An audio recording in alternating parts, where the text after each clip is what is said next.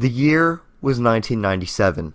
Neutral Milk Hotel was wrapping up a small, flexible tour with their new lineup of members. Frontman Jeff Mangum, string section Julian Coster, brass player Scott Spillane, and drummer Jeremy Barnes. Sometime in the last year, Mangum had stumbled across the diary of Anne Frank and became emotionally and mentally fixated on Frank and the diary, spending several days crying about what he read. He would have strange, lucid dreams of traveling back in time to save her from the Holocaust, which inspired him to write several emotionally and conceptually connected songs about these experiences as a form of catharsis. In July of 1997, Neutral Milk Hotel traveled to Denver, Colorado to record their next album with fellow Elephant Six member Robert Schneider at his studio named Pet Sound Studios. On February 10th, 1998, this album would be released as In the Aeroplane Over the Sea, often unanimously considered Neutral Milk Hotel and Jeff Mangum's crowning achievement, which would serve as a depressingly fitting swan song for the band as Mangum would unfortunately dissolve them approximately 1 year later.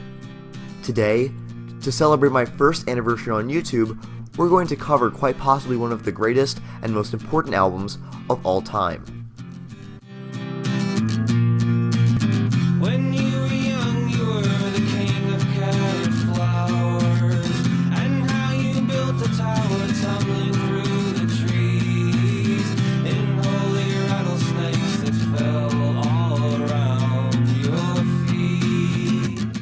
This has been a long time coming. Since my discovery of Neutral Milk Hotel, some short time after my foray into indie rock, when my only knowledge was of Liz Phair, Pavement, and My Bloody Valentine, I initially scoffed at the idea of becoming a fan of their music, seeing it as pretentious hipster garbage that was only popular because the internet made them a posthumous meme. I remember the day I sat down and listened to In the Aeroplane Over the Sea. I'd been toying with the idea of hearing it for a while, perhaps out of sheer curiosity. It was May 31st, 2018. I added the album to my Spotify queue, and I hit play. The next 39 minutes undoubtedly changed my life. Everything I knew about emotionally invested lyrics, with a conceptually rich background and great instrumentation to boot, even music as a whole, was thrown out the window. When Jeff Mangum got up and put his guitar down at the end of Two-Headed Boy Part 2, I didn't know how to feel. When an album leaves me feeling this way, I can tell it's been an impact on me in some way. It happened with Liz Phair's Exile in Guyville, Tool's 10,000 Days, and Pink Floyd's Wish You Were Here. And it happened again with this record. Unlike Exile in Guyville, which I sat on for several days and took 3 listens to reach my number 1 spot, In the Aeroplane Over the Sea shot to my number 2 immediately after my first listen, and it's sat there ever since. But why do I find this record so alluring, like many others do? What is my take on it? Let's get into it. Neutral Milk Hotel's previous album, On Avery Island, was quite unlike what Aeroplane would become. Almost entirely dominated by fuzz and drone rock, with a hint of personal storytelling, Aeroplane would ramp this attitude up tenfold. As soon as you hit play and the opening riff of King of Carrot Flowers Part 1 begins, you know that this is bound to be something entirely different than anything ever done before.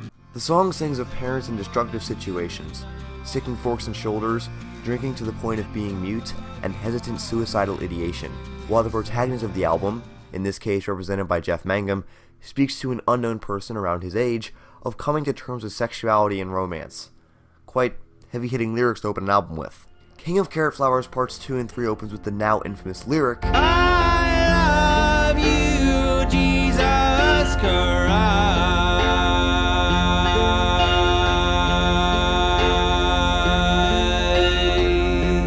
the meaning of which Jeff has left ambiguous, but has made it clear that he's not preaching any standpoint on religion. Quickly after this, the fuzz and raucous sound kicks in for Part 3, sending a sense of musical adrenaline through you as Jeff describes going up and over, through the waves in undertow, and up through the doorways as the sideboards creak. He mentions in passing a synthetic flying machine. This lyric is notable due to Part 3's original inception all the way back in 1991, on Neutral Milk Hotel's first demo cassette, Invite Yourself a Shortcake.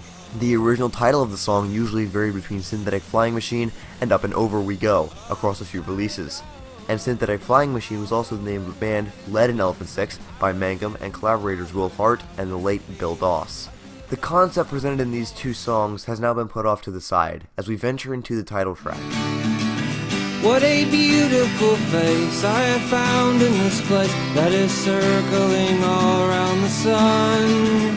What a beautiful wonderful dream that could flash on the screen in a blink of an eye and be gone from me. Which begins Mangum's lyrical fascination with Anne Frank.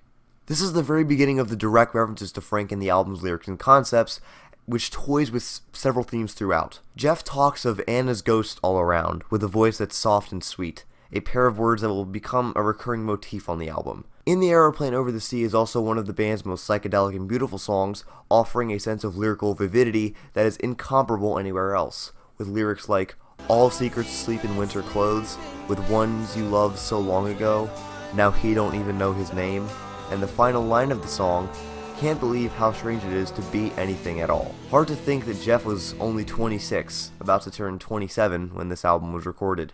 Now, I must make something clear. Aeroplane is, as I mentioned earlier, a very conceptually detailed and rich album, with multiple themes and meanings behind each song.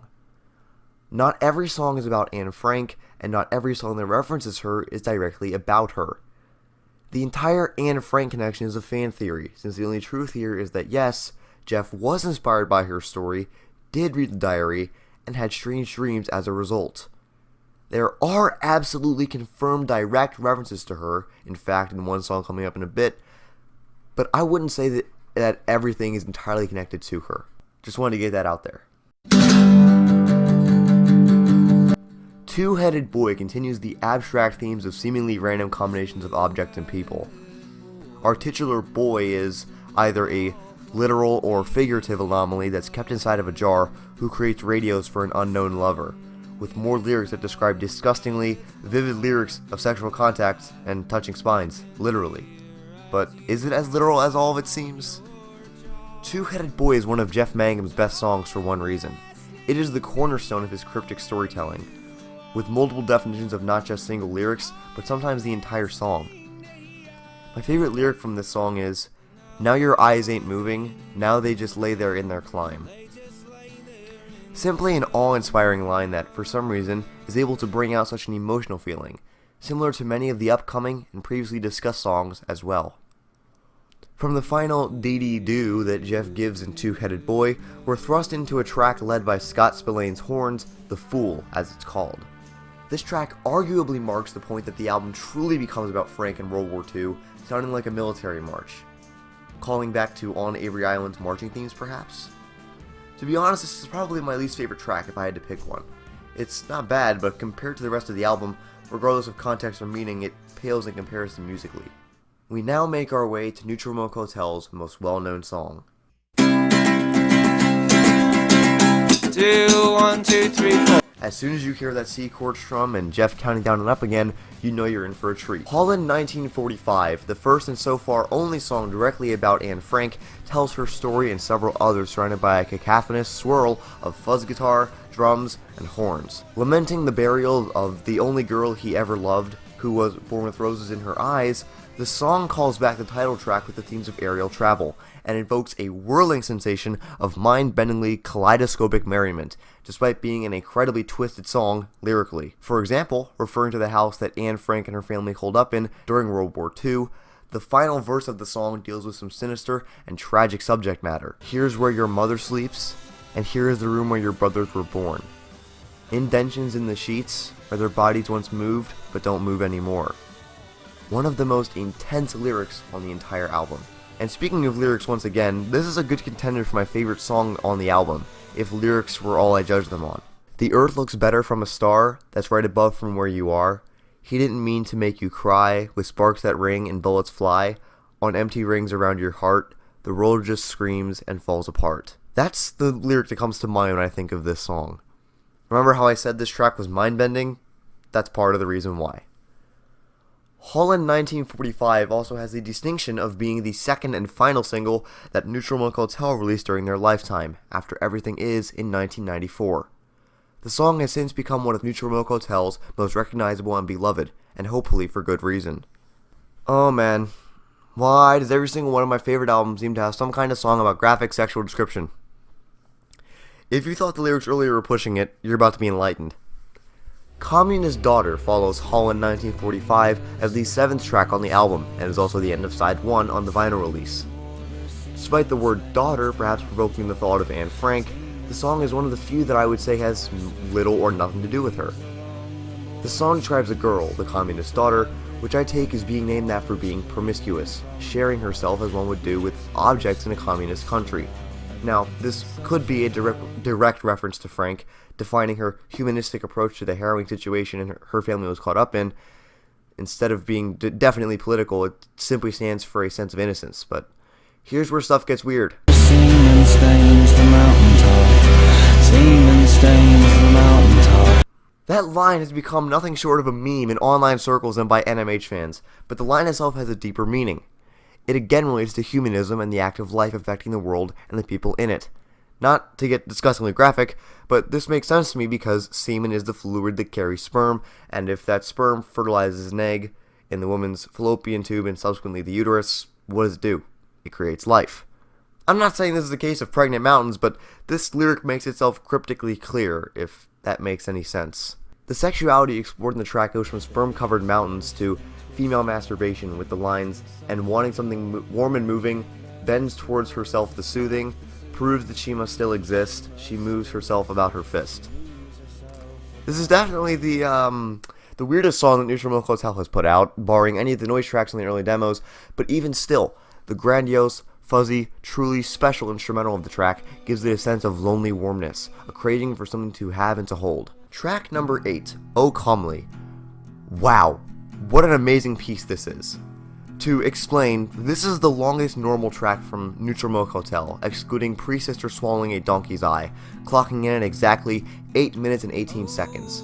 Once again, and you're probably noticing a pattern here, Jeff explores burgeoning sexuality and a false identity of it, similar to what he explored on King of Carrot Flowers. Essentially, we've now come full circle on the first concept presented in the album. Oh Calmly is enveloped in perversion and beauty, sometimes both at once.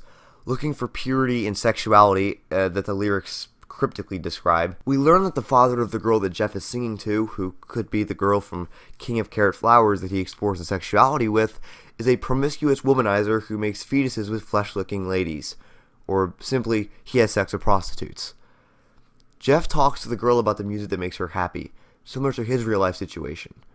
Music is and was what he found solace in, hence his immense musical influences ranging from avant-garde composers like John Cage to lo-fi pioneers like Daniel Johnston. At the same time, however, Jeff twists these lyrics into double entendres. So make all your fat, fleshy fingers to moving, and pluck all your silly strings, bend all your notes for me. This song also seems to be almost like an apology to the girl for a broken relationship, something that Neutral Milk Hotel never really covered. They weren't the kind of band to focus on saccharine topics like romance unless it was shrouded in mystery and one-sided love. Holland 1945 and Naomi from On Avery Island come to mind. If any of you have seen Pink Floyd's The Wall, the movie based on the 1979 concept album, there's a scene in there where two flowers seem to engage in sex. It's proved to be a very infamous scene. Well, that exact concept is recycled here. The movements were beautiful, all in your ovaries, all of them milking with green fleshy flowers, while powerful pistons were sugary sweet machines, smelling of semen all under the garden. Suddenly, the track shifts from being about an unnamed young woman that Jeff is looking for forgiveness from to being about who else? Anne Frank. He laments her death and subsequent burial with 500 families, wishing that he could go back in time to save her from the Nazis. I know they buried her body with others, her sister and mother and 500 families, and will she remember me 50 years later? I wished I could save her in some sort of time machine. This line is the ultimate line that gives Aeroplane its central concept. Jeff Mangum wishes that Anne Frank were still alive. Her innocence and outlook on the world around her, even as it was crumbling, spoke to him in a way like none other. If given the opportunity, he would use a time machine to save her, but he has come to terms with the unfortunate realization that this will never happen, and that her death in 1945 is unpreventable. The finale of the song, my goodness. Mr. Mangum honed some of his finest songwriting and vocal work right here, ladies and gentlemen. Rising from the ashes of an unfinished Neutral Milk rarity known as Golden, the fifth verse returns back to the girl at the beginning of the song, but instead of focusing on primal sexuality, we instead suddenly turn to death and fusion in the afterlife. Golden, my dear, we will fold and freeze together, far away from here. There is sun and spring and green forever. Place your body here, let your skin begin to blend itself with mine. That final lyric is one of my favorites on the entire album. Not just because of its chilling description, but also what follows. Jeff recorded his acoustic guitar and vocal take in one try, this entire 8-minute song, and he ends the track with one of his typical dee da da da do do do things that he's been toying with the whole time. The final 45 seconds of this song have driven me to tears. It is that amazing. Not to mention, at the end of the track, you can hear a band member, presumably aforementioned producer Robert Schneider, scream out,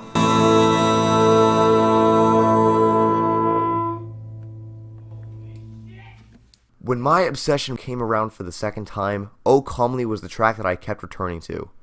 It was epic, it was ever-changing, and it was beautiful. And it still is with every listen. Those 8 minutes fly past you like you never even knew they happened. Truly masterful.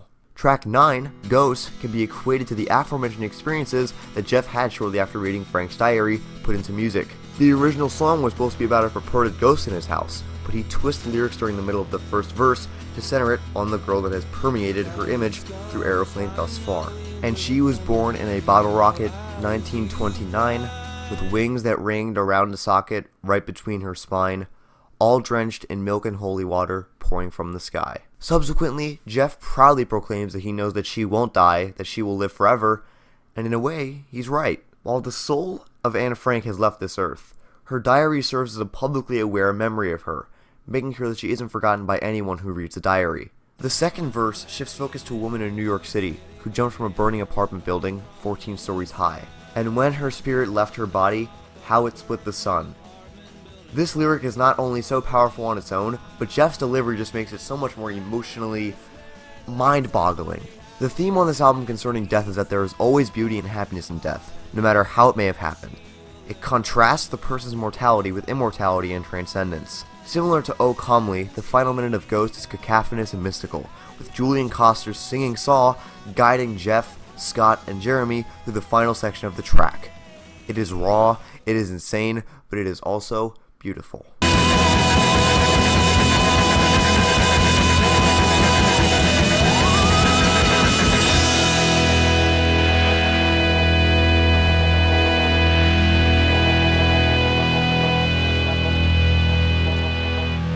Segueing immediately from Ghost, Untitled, or The Penny Arcade in California, carries the final moments of Ghost's intense jam through a psychedelic experience, containing nothing short of an amazing bagpipe section, organ, and overloaded drums, which producer Robert Schneider experimented with across the album, by using tape techniques to make instruments sound fuzzy, even if they weren't able to be modified to their original sound. Untitled is one of the hardest tracks to describe because it feels to me like a bridge of what comes next. And unfortunately, I don't have much more to say. We are now at the album's final track. Led in by an ethereal, ascending singing saw that descends downward again before Jeff takes over solely with his acoustic guitar, Two-Headed Boy Part 2 is the maelstrom of emotion and power that has been building for the entire album. This song that I sing, in your heart there's a spark that just screams for a lover to bring. Described by Jeff on the pre-Aeroplane live album, Live at Jittery Joe's, as being about a family in 1940s Europe, I must say that I find this track to be the most soul-crushing on the entire album, maybe even of all time. As the closer of an album that has been focusing on beauty no matter how sad or unfortunate the situation is, Two-Headed Boy Part 2 encapsulates this central ideology into every word of its 5-minute length. Jeff finally concludes his infatuation with Anne Frank with the lyrics, "And in my dreams, you're alive and you're crying. As your mouth moves in mine, soft and sweet, rings of flowers round your eyes, and I'll love you for the rest of your life when you're ready." That line breaks me every time, and I have no problem confessing that. Although every song on this album has made me emotionally vulnerable in the past, Two-Headed Boy Part 2 is the only one that has sent me into fits of tears. There's a certain connection in this song that I feel that only a few people close to me are aware of.